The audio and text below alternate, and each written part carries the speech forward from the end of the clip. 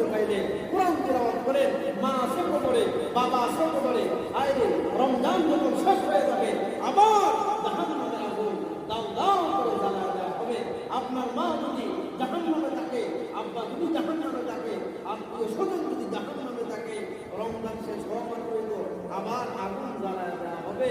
এদের জন্য দোয়া করেন, আল্লাহ এই রমজান মুশকিলায় যেভাবে আপনি জাহান্নামের আগুন বন্ধ করে রাখছেন, রমজান শেষ হওয়ার পরেও আমার মারে আর আগুনে দিয়েন না, আমার বাবারে আর আগুনে দিয়েন না। অমিয়া দুনিয়ায় যদি কোনো ঘরের মধ্যে যখন আগুন জ্বলে আর আপনার মা যদি বাহিরে থাকে, আপনারা বলেন এই মা কখনো আপনাকে ভিতর থেকে বের করা না পর্যন্ত এই মা কখনো তার কলিজা ঠান্ডা হবে না। একজন মা ঘরে আগুন জ্বলে, আপনি ভিতরে শুয়ে আছেন, আপনার কি মনে হয় এই মা বাইরে তারা দেখবো নাকি?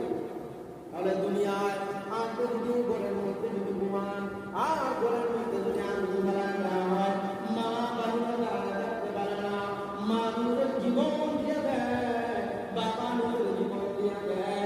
আরে গত কয়েকদিন আগে হসপিটালের মধ্যে একটা ঘটনা দেখলাম, এক মহিলা গরিব মানুষ, অসহায় মানুষ, বাচ্চা হয়েছে, বাচ্চাটা হওয়ার পরে এই বাচ্চাটা যখন দুনিয়া থেকে বিদায় হয়ে যায়, ডাক্তার বলেছে বাচ্চা দুনিয়া থেকে চলে গেছে। এক হসপিটাল থেকে আরেক হসপিটালে ট্রান্সফার করা হয়েছে, এই বাচ্চাকে নিয়ে আসছে, ডাক্তার বলে বাচ্চা দুনিয়ায় নাই। এরপরে মা, আমি নিজের চোখে দেখলাম, এরপরে মা এই পেটে চাপা দেয়, এরপরে বুকের মধ্যে চাপা দেয়। মা মনে পুরা আমার বাচ্চা আমার বাচ্চা আছে। মায়ের পরে বারবার চেষ্টা করে, ডাক্তার আমাদের এই বাচ্চা বেঁচে নাই।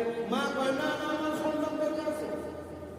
মারে বুঝানো যায় না, কারণ মার এই জায়গার সঙ্গে সন্তানের সম্পর্ক। এজন্য মা যাদের কবরে, আপনি আপনার মার কবরে রাখছেন, আপনার বাবার কবরে রাখছেন। ও ভাই, ও বাবা, মা তোমার দিকে তাকায় আছে, বাবা তোমার দিকে তাকায় আছে, সন্তান কি পাঠাইবে, কিন্তু আপনি এমন কপাল ঘোরা রোজা রাখেন না, রাস্তা দিয়ে যান আর খান। এরকম বেয়াদব আছে না নাই? রমজান মাসে তার চাইতে বড় বেয়াদব আর কেউ হতে পারে না। যে সন্তান দিনের বেলা খাবার খায়, আমার মনে হয় এর চাইতে অভিশপ্ত মানুষ আল্লাহর জমিনে আর কেউ হতে পারে না। কারণ এর জন্য নবী বদুয়া করছে। এর জন্য কার বদুয়া বলেন? আরে দুনিয়ায় যদি মা যদি কাউকে অভিশাপ দেয়, দুনিয়ায় যদি মা কাউকে অভিশাপ দেয়, এর কাছ থেকে আমরা সবাই দূরে থাকি।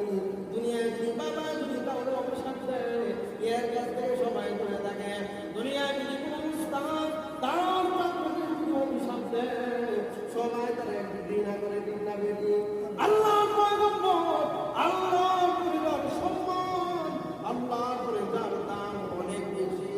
নবী আলাইহিস সালাম নবী বলেন, দিনে যে খাবার খায়, রমজানে যে নামাজ পড়ে না, তারাবির নামাজ পড়ে না, রমজানে যে গুনাহের কাজে লিপ্ত হয়, মোবাইলে গুনাহ করে, মাসপাকে গুনাহ করে, জবান দিয়ে গুনাহ করে, আল্লাহর হাবিব বলেন এর জন্য আমি নবীর বদদুয়া, শুধুমাত্র আমি নবীর বদদুয়া না, জিবরাইলের পক্ষ থেকেও বদদুয়া। এজন্য এই রমজান মাসটারে গুনাহ মাফের মাস বানাও, আল্লাহর কাছাকাছি যান। এই মাসে যদি গুনাহ ক্ষমা না করাইতে পারে, আর কোনো গুনাহ ক্ষমা করবেন না। এর দ্বারা যদি সম্ভব না হয়, আপনারা বলেন আর সম্ভব হবে? রমজানে যে একটা ইবাদতের সুযোগ, রমজান মাসে ইবাদত করার যে পরিমাণের সুযোগ অন্য কোনো মাসে নাই। আছে? বলেন আছে? নাই। রমজানের কাছে লাগান। এই রমজান যাতে আপনার নাজাতের মাস হয়, এই রমজান যাতে আপনার গুনাহ মাফের মাস হয়ে যায়। আপনি কি মনে করেন আগামী রমজানে বাঁচবেন? এরকম গ্যারেন্টি দিতে পারবেন? তা আছেন কেউ? যদি থাকতো, এই যে আমাদের কি মারা গেল শামীম ভাই, উনি কি জানতো উনি রমজানের আগে মারা যাবে? বলেন উনি জানতেন? উনি জানতেন না। গত রমজানে তো ছিল না, জুমার দিন তো এই জায়গায় বসতো, আজকে নাই কেন বলেন? আজকে উনি কেন নাই বলেন? তাহলে আপনার ভিতরে ভয় কেন দিবেন? রমজান মাসেও গুনাহ করবেন,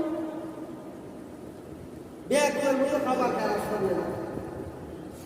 এজন্য মা বাবা যারা গার্ডিয়ান আছে, আল্লাহ তাআলাতে আপনার দাঁড়াতে হবে। আমি শুরুতে এই কথাগুলো বলছি। আপনার অধীনে আছে, আপনার অধীনে আছে। মনোযোগ দিয়ে মাসালাটা শুনেন। সন্তান আপনার অধীনে আছে, আপনি কামাই করে দিলে তার মুখে খাবার উঠায়, সে খাবার খায়। আপনার ঘরে চুলায় আগুন জ্বললে সন্তানের কপালে খাবার ফুটে। আপনি লুঙ্গি কিনা দিলে সে লুঙ্গি পরে, আপনি লুঙ্গি কিনা দিলে লুঙ্গি ছাড়ায়। আসলে